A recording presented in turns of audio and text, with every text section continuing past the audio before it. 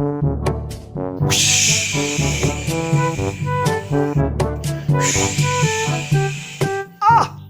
মায়া ত্যাগ করে দাদা পর দাদাদের ছেড়ে এই সবুজ শ্যামল বাংলাদেশে এসে বসবাস শুরু করছি। কি শান্তি।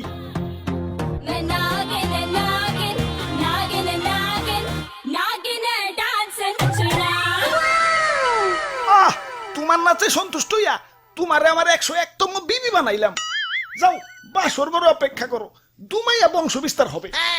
হুজুর, বাংলাদেশে আইসা তো সেলিব্রিটি হয়ে গেলাম। আমগো কাছে তো কাঁচা বাদাম হিরো আলম ফেল। নেটে ঢুকলেই খালি আমগো ছবি। কও কি? তাইলে তো আমার একটা ইউটিউব চ্যানেল খোলা দরকার। কিরে রাত সবাই তো ফাঁকা ফাঁকা লাগতেছে কে? সেনাপতি কো? ও R15 কিনতে গেছে, লগে একটা গোপ্রো ক্যামেরাও। ও ব্লগিং শুরু করব। আর মন্ত্রী কো? মন্ত্রী তো বিয়া করতে গেছে, কাপল ব্লগ শুরু করব। পরে বুইড়া বেডি বিয়া করতে কইও, আর নামের আগে প্রিন্স লাগাইতে কইও, ভালো মার্কেট পাইবো।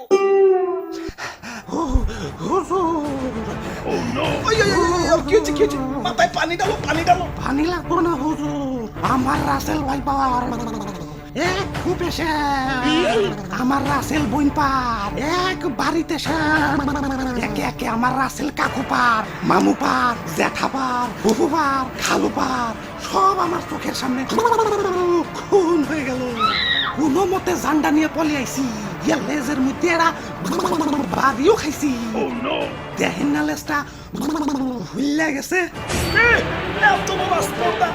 আমার রাসেল ভাইপারদের হত্যা করে ওরে আমি শুলে চড়াবো। এটা তো শুলে আটবো না, এটা তো ছোটখাটো জীব জন্তু না, আস্তা মানুষ।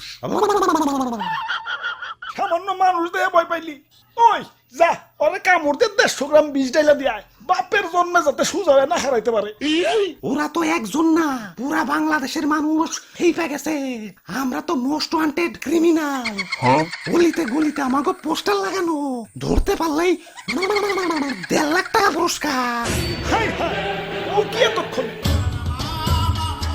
হুজুর, এই মাত্র খবর পাইলাম মন্ত্রী সাহেব বিয়ার আসরে বউ সুদ্ধা খুন হয়েছে, আর সেনাপতি R15 সহ আটক হয়েছে।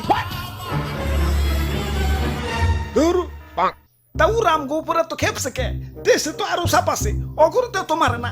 সামান্য 150 জনের একটা গ্রুপ নিয়ে বাংলাদেশে আইছি, বংশ বিস্তারই করা পারতাছি না, এর মধ্যে সব শেষ দিয়ে দিতেছে। না এভাবে চলতে থাকলে তো বংশ নির্বংশ হয়ে যাবো। হুজুর, ফেসবুকে ভাইরাল হওয়ার পর থেকে আমাকে মৃত্যুর হারারও বাইরে গেছে। বাংলাদেশের 1.5 বছরের বাচ্চাও এখন আমাকে চিনে, মানুষের সামনে পড়লেই খেল খতম। কি এলাকায় নতুন নাকি? আসো পরিচিত হই, আমি ধরা সাপ। মানুষ আমার তেমন কিছু কয় না, খুব নিশ্চিন্তে জীবন কাটাইতাছি।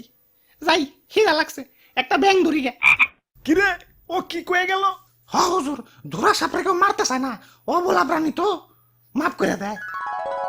ওই বুদ্ধি একটা পাইছি, বাইসা থাকতে হইলে ধরা সাপ হইতে হইব। মানে মানে কিছুই না, আমাকে প্লাস্টিক সার্জারি করতে হইব। যাও এটা দক্ষরম মিস্ত্রি ডাইকে নিয়ে আহো।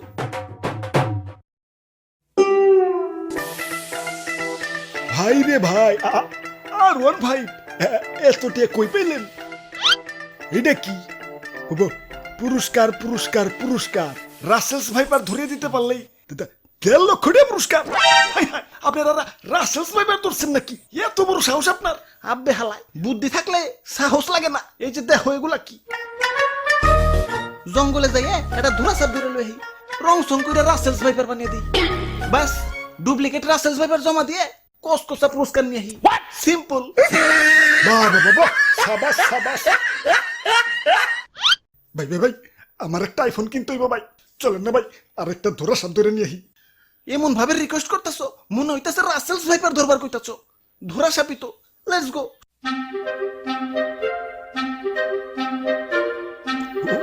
ওই যে ভাই, ওই যে এটা ধরা সাপ।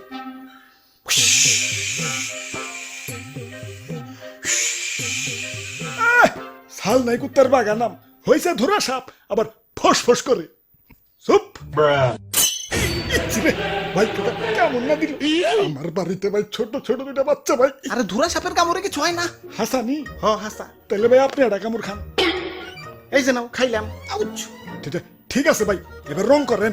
হ, আগে ভালো করে মুছালো, ময়লা টয়লা থাকতে পারে, ভালো করে ঘষো। বিসমিল্লাহ। আরে ভাই ভিতরে দিয়ে অন্য কালার।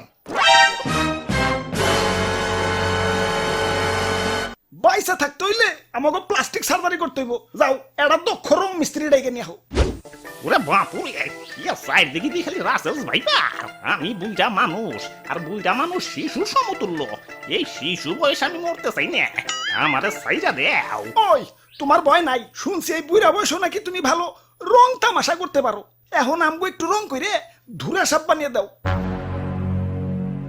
Okay.